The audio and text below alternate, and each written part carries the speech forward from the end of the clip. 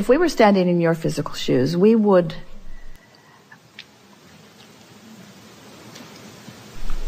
decide to be lazy. We're reaching for the perfect word. We would decide to be lazy for a little while. Because in your giving yourself permission to be lazy, you're giving yourself permission to allow your grid to fill in with everything that you've already chosen and put into your vortex. The word lazy has an unpleasant connotation, doesn't it?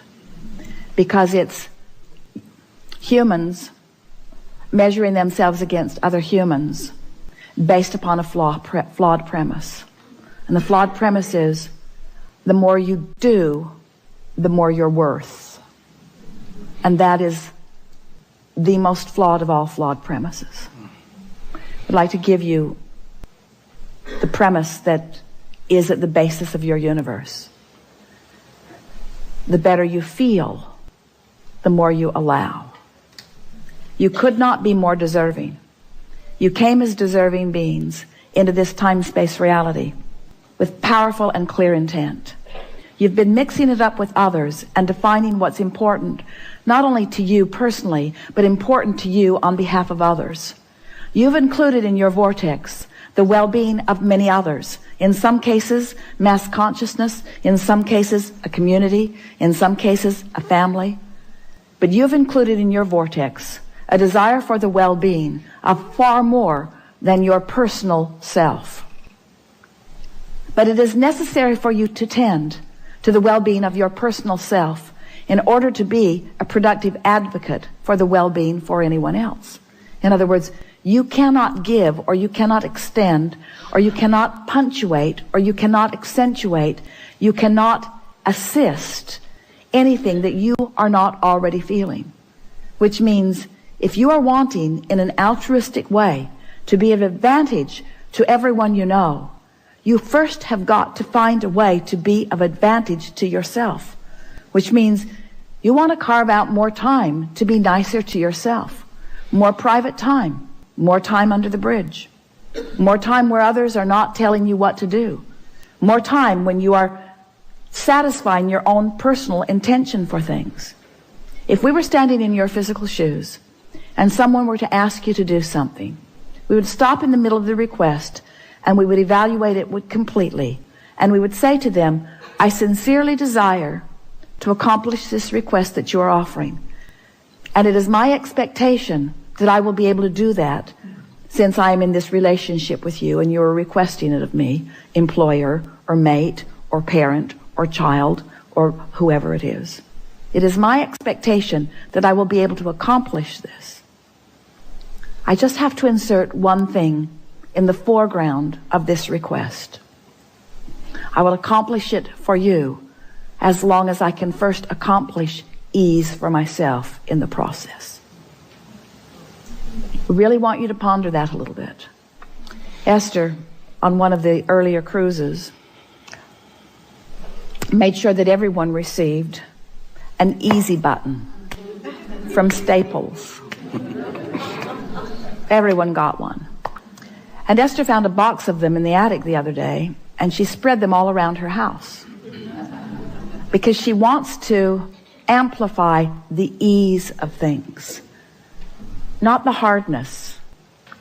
She wants to no longer justify the well-being that flows to her by pointing out how hard she's working in relationship to others. She wants to emphasize the well-being that's flowing to her by remembering the vibrational alignment that she is achieving. If we were standing in your physical shoes, we would do these things every day and then anything else that you have time for. We would meditate for 15 minutes every day, which means we would quiet our mind with the simple intention of allowing our cork to float. We would go outside no matter what the weather, and we'd move around in it in appreciation of this planet. We would look up and around, and we would find things to acknowledge, and we would talk about them right out loud. Esther walks through her gardens and says to everything, "You are my favorite. You are my favorite. You are my favorite. You are my favorite. You are my favorite stone on the pathway. You are my favorite bird in the tree. You are my favorite flower in bloom. You are my favorite flower not in bloom. You are my favorite tree. You are my favorite bush. You are my favorite frog. You are my favorite frog. You kept me awake all night, but you are still my favorite frog." In other words, so first thing, meditate. Second thing, spend more time outside. Third thing, we would buy a notebook. We would call it My Book of Positive Aspects. And we would fill at least 3, 4, 5 is even better, pages of positive aspects. 5 different subjects, and write the positive aspects of it. Training your vibration into that upward place. And then there is one last thing that if we were standing in your physical shoes, we would do every single day.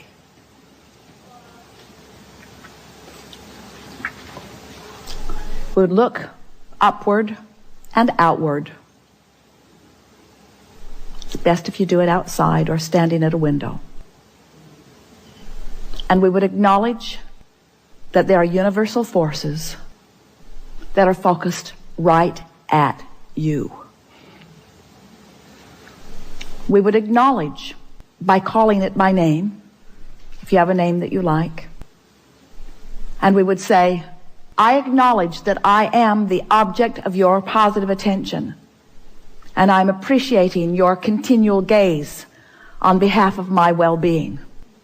And today, no matter where I am, no matter where I am going, no matter what I am doing, and no matter who I am doing it with, I will be in conscious awareness that you too are there with me, appreciating me, supporting me,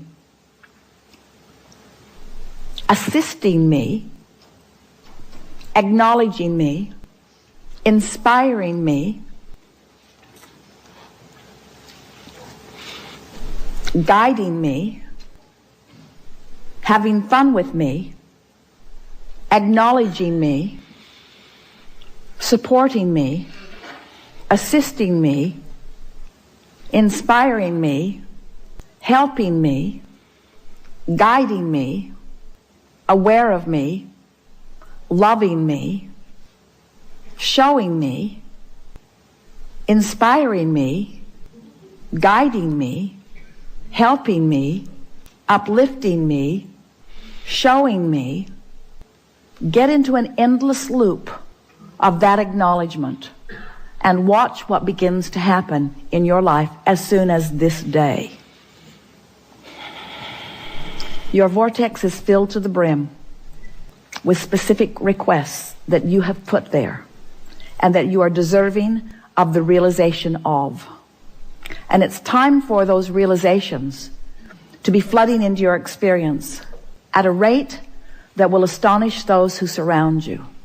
It's time for you to remember what you've put there and to bring it forward active into your today experience.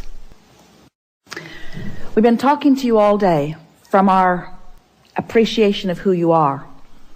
But even as we express it from our powerful point of knowing, we know that you don't yet know who you are. You don't, for the most part, understand the important role you play in the expansion of all that is. We stand as the beneficiaries of all of the vortices that you have accomplished, and we revel in them. But it is our powerful desire that you now, here in your physical bodies, allow yourselves to be the recipients of the physical manifestation of those things that you have put there. Because that was the plan. You didn't say, I'll go forth and fill up a vortex full of things that I care about and deny myself of the realization of them. You said, I'll go forth and I'll experience the fullness of that, you see.